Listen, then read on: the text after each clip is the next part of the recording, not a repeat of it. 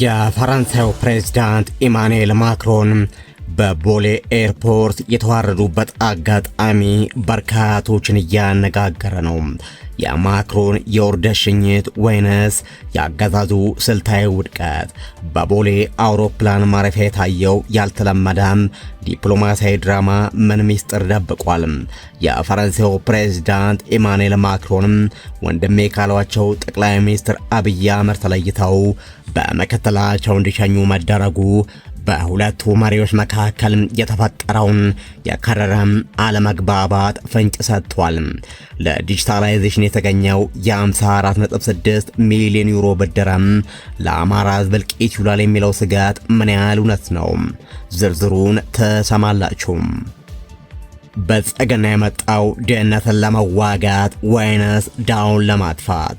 ከህንፃዎቹ ጀርባ የተደበቀው የረሃብ ከህንፃዎቹ ጀርባ የተደበቀው ረሃብና የኮሪደር ልማት ያፈናቀላቸው ምስኪኖች ሮሮ፣ በየቀኑ የሚጨምረው የብር ምንዛሬና የሰማይ ጠቀስ ሸቀጦች ዋጋ ዝቅተኛው ማህበረሰብ ከገበያው ውጭ እያደረጉ ነው። መንግስት ለፓርኮች ግንባታ ቢሊዮኖችን ሲያፈስ በሚሊዮን የሚቆጠሩ ዜጎች ግን የዕለት ጉርስ ናፍቋቸዋል። ለመሆኑ የብልጽግና ጉዞ ለማን ነው? ለጥቂት ባለሀብቶች ወይስ ለሰፊው ህዝብ? በአገሪቱ ወቅታዊም የኢኮኖሚና የፖለቲካ ውድቀት ዙሪያ የተዘጋጀው ልዩ ዘገባ ትሰማላችሁ። በትግራይ ዳግም የጦርነት ደመና አንዣቧል። የዋሽንግተን ዲሲው ሰልፍና ለአሜሪካም የውጭ ጉዳይ መስሪያ ቤት የቀረበው አስቸኳይ ጥሪ።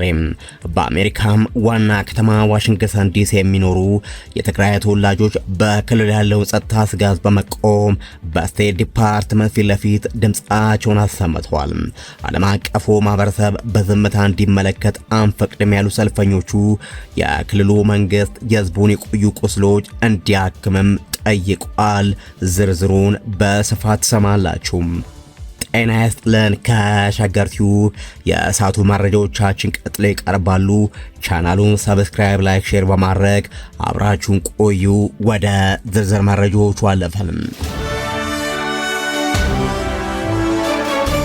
የፈረንሳዩ ፕሬዝዳንት ኢማኑኤል ማክሮን የኢትዮጵያ ቆይታቸውን አጠናቀው ሲሸኙ የታየው ትዕይንት ጉብኝቱ በስኬት ማጠናቀቁን ሳይሆንም በተቃራኒው በሁለቱ መሪዎች መካከል የከረረም አለመግባባትና ስልታዊ ልዩነት መፈጠሩን ያሳየበት ነበር።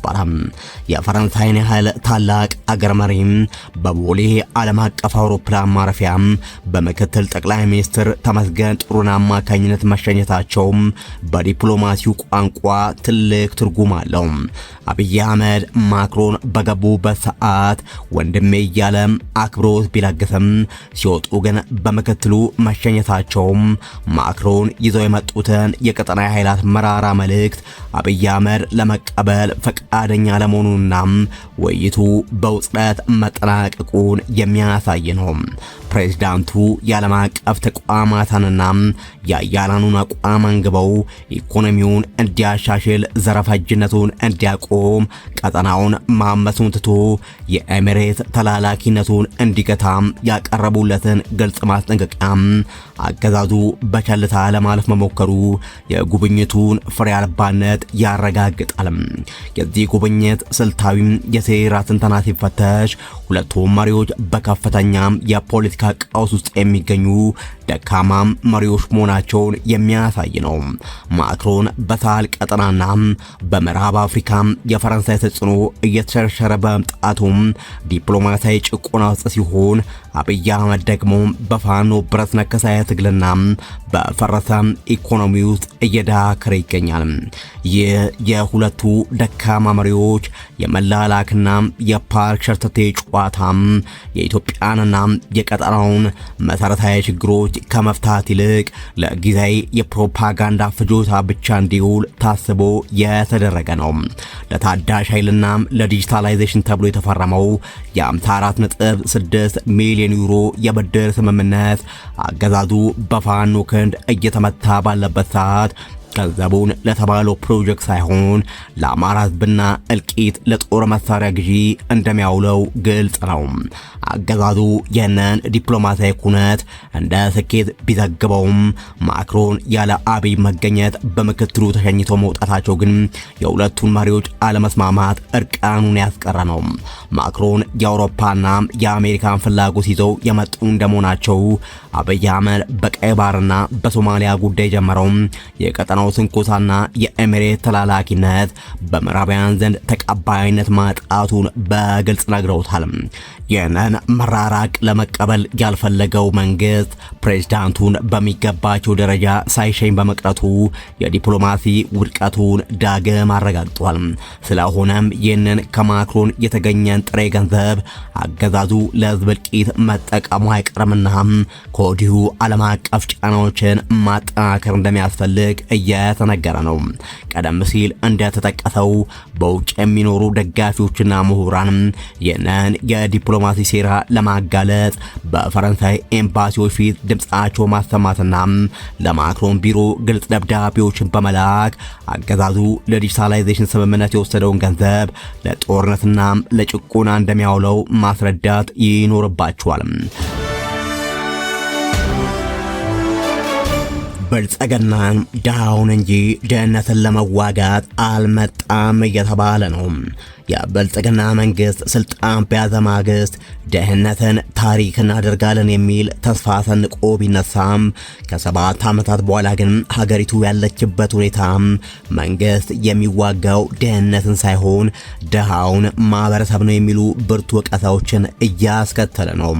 ባለፉት ጥቂት ዓመታት ውስጥ የኢትዮጵያ የኢኮኖሚ ጉዞ በከፍተኛ የዋጋ ግሽበት የታጀበ ሆኗል።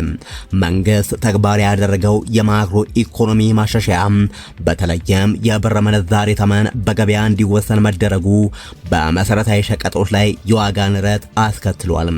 ይህ ፖሊሲ የውጭ ኢንቨስትመንትን ይስባል ተብሎ ቢታመንም በቀን አንዴም ለመብላት የሚቸገረውን ዝቅተኛውን ማህበረሰብ ግን ለከፋ መከራ ዳርጓል።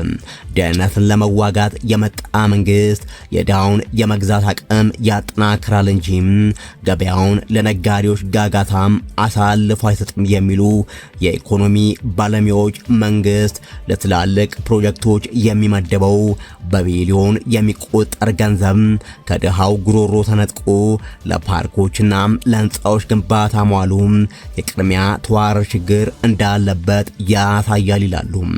በአዲስ አበባና በዙሪያዋ ባሉ የኦሮሚያ ክልል ከተሞች የተከናወኑ የኮሪደር ልማትና የቤት ማፍረስ ስራዎች ሌላው ለመንግስት ትችት መነሻ ሆነዋል።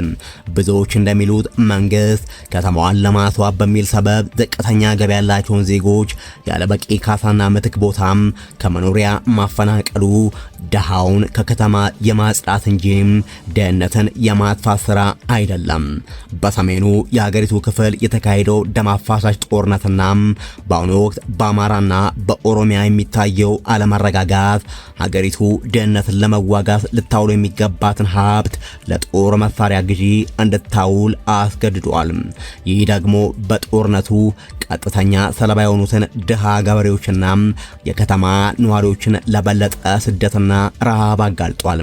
በአጠቃላይም የብልጽግና መንግስት የሚያሳያቸው ግዙፍ ግንባታዎችና የዲጂታል ኢኮኖሚ እንቅስቃሴዎች በጎ ገጽታ ቢኖራቸውም እነዚህ ስራዎች የዜጎችን ሆድ መሙላት ካልቻሉና የድሃውን ኑሮ ይበልጥ ካቃወሱ ድህነትን የመዋጋት መፈክሩ ትርጉም አልባ ሆኖ ይቀራል። መንግስት ፖሊሲዎቹን ፈትሾ ወደ ታችኛው ማህበረሰብ ካላወረደም የታለመው ብልጽግና ጥቂት ባለሀብቶችና ባለስልጣናት ብቻ የሚፈነጩበት አብዛኛው ህዝብ ግን በድህነት አረንቋ ውስጥ የሚማቅቅበት ስርዓት መሆኑ አይቀሬ ነው። በዋሽንግተን የትግራይ ዲያስፖራ አባላት የጦርነት ስጋትን ተቃውሞ ሰልፍ አደረጉም። በአሜሪካም ዋሽንግተን የሚኖሩ የትግራይ ተወላጆችና የዲያስፖራ አባላት በትግራይ ክልል ላይ አንዣቧል ያሉት አዲስ የጦርነት ስጋት በመቆም በአሜሪካም የውጭ ጉዳይ መስሪያ ቤት ስቴት ዲፓርትመንት ፊት ለፊት ድምጻቸውን አሰምተዋል። ሰልፈኞቹ በክልሉ ላይ ዳግም የጦርነት ደመና እያጠላ መሆኑን በመጥቀስ ዓለም አቀፉ ማህበረሰብ በተለይም የአሜሪካ መንግስት ይህንን ስጋት እንዲያውቁና አስቀድሞ አስፈላጊውን ተጽዕኖ በማድረግ የሰላም ሂደቱን እንዲያስቀጥል ጠይቋል። ሌላ ጦርነት አንፈልግም የሚሉ መፈክሮችን በማንገብ የክልሉ ህዝብ አሁንም ካለፈው ጦርነት ጠባሳ ባልዳነበት ሁኔታ ውስጥ ሌላ ግጭት ሊቀሰቀስ አይገባም የሚል ግፊት አድርጓል። የአካባቢው ተወካይ አቶ ሚዛን ገብረስላሴም በሰጡት መረጃ የሰልፉ ዓላማ የጦርነት ስጋቱን ከማውገዝ ባለፈም በክልሉ ያለውን አስተዳዳሪ ሁኔታ የሚመለከት ጥሪዎችንም ያካተተ ነበረ። በክልሉ ወደ መደበኛ ስራ የተመለሰው የክልሉ መንግስትና ምክር ቤት የህዝቡን ዘርፈ ብዙ ችግሮች ሰብአዊ፣ ማህበራዊና ኢኮኖሚያዊ በልዩ ትኩረት ፍጥነት መፍታት እንዳለበት አሳስቧል። ህዝባውን ካለበት አስቸጋሪ ሁኔታ እንዲወጣም ከመንግስት ጎን በመቆም የአካባቢውን ሰላምና ልማት ማረጋገጥ እንዳለበት ጥሪ አቅርቧል። ይህ የተቃውሞ ሰልፍ የተካሄደው በሰሜን ኢትዮጵያ ያለው የሰላም ስምምነት አተገባበርም በክልል ውስጥ ባሉ የተለያዩ ፖለቲካዊ ውጥረቶች ዙሪያ ስጋቶች እየተሰሙ ባሉበት ወቅት ነው። የዲያስፖራው ማህበረሰብ በተለይም በፕሪቶሪያ የሰላም ስምምነት መሰረት ያልተፈቱ ጉዳዮች በውይይት ብቻ እንዲፈቱና ክልሉ ወደ ከፋ ግጭት እንዳይመለስ ያላቸውን ጽኑ ፍላጎት ገልጠዋል። ከሸገር ቲዩብ ለሰዓቱ ያዘጋጀናቸው መረጃዎች እነዚህ ነበሩ። በያላችሁበት መልካም ጊዜ